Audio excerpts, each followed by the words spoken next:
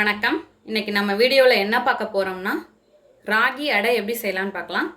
அதுக்கு நான் 1 கப் ராகி மாவு எடுத்திருக்கேன்.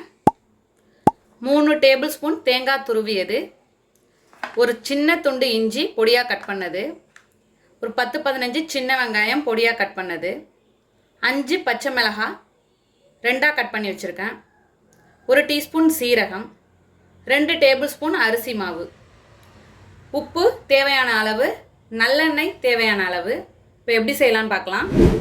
ஒரு மிக்சிங் பவுல் எடுத்துக்கோங்க. ராகி மாவு, அரிசி மாவு. இப்போது அரிசி மாவும் ராகி மாவும் சேர்த்த பிறகு நம்ம சீரகம், பச்சை மிளகாய், இஞ்சி இது 3ஐயும் இடிக்கல்ல சேர்த்து இடித்து எடுத்துகிட்டு வந்துடலாம். இப்போ இடித்து எடுத்துகிட்டு வந்தாச்சு. இந்த கலவையை இதோட சேர்த்துக்கலாம். சேர்த்துட்டு நல்லா கலந்து விட்டுக்கோங்க. பிசுறு இல்லாமல் அப்படியே கலந்துக்கோங்க. இப்போ இதோட தேங்காய் பூ,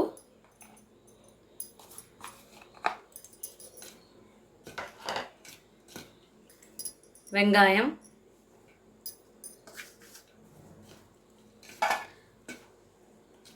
வெங்காயம் சேர்த்து நல்லா எல்லா பக்கமும் இந்த வெங்காயம் போகிற மாதிரி கலந்துக்கோங்க.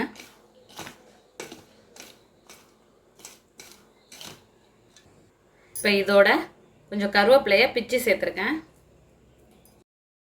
தேவையான அளவு உப்பு. இப்போ எல்லாத்தையும் சேர்த்து கலந்துக்கலாம்.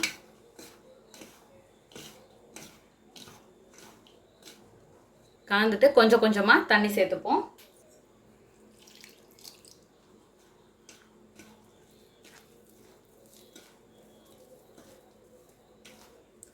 ரொம்ப கெட்டியாகவும் இருக்கக்கூடாது, ரொம்ப தண்ணியாகவும் கரைச்சிடக்கூடாது.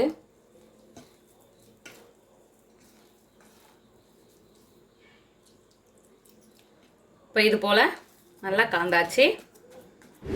இப்போ இரும்பு கல் போட்டுட்டேன். அதில் நல்லெண்ணெய் சேர்த்துக்கிறேன். இப்போ கலந்துருக்க மாவுலேருந்து நல்லா ஒரு உருண்டை, என் கையளவு ஒரு பெரிய உருண்டை எடுத்து தட்டிக்கலாம். இப்படி கல்லுலேயே வேணாலும் தட்டலாம், இல்லையா ஒரு வாழை இலை வச்சு அதை வச்சு தட்டலாம்.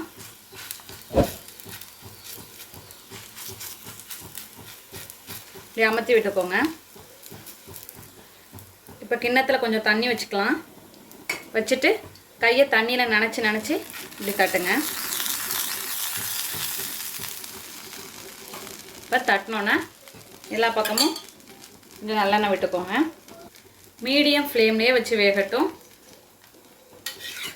நல்லா எல்லா பக்கமும் வேகணும். இப்போ திருப்பிக்கலாம். இப்போ நல்லா அமர்த்தி விட்டுக்கோங்க பின் பக்கம். நான் எந்த அடை செஞ்சாலுமே இரும்பு கல் தான் யூஸ் பண்ணுவேன். உரப்படையாக இருக்கட்டும், சொரக்காய் அடை, இந்த ராகி அடை, எல்லா அடைக்குமே இரும்பு கல் அடை வந்து இரும்பு கல்லில் போட்டு எடுத்திங்கன்னா டேஸ்ட்டாக நல்லாயிருக்கும். அதுபோல் நல்லெண்ணெய் யூஸ் பண்ணிக்கோங்க. ஒரு 2 to 3 மினிட்ஸ் இல்லை 4 மினிட்ஸ் வந்து வேகணும். கொஞ்சம் மீடியம் ஃப்ளேம்லேயே வச்சுட்டு வேக வைங்க. அவ்வளோதான், நம்மளோட அருமையான அற்புதமான ராகி அடை தயாராகிடுச்சு.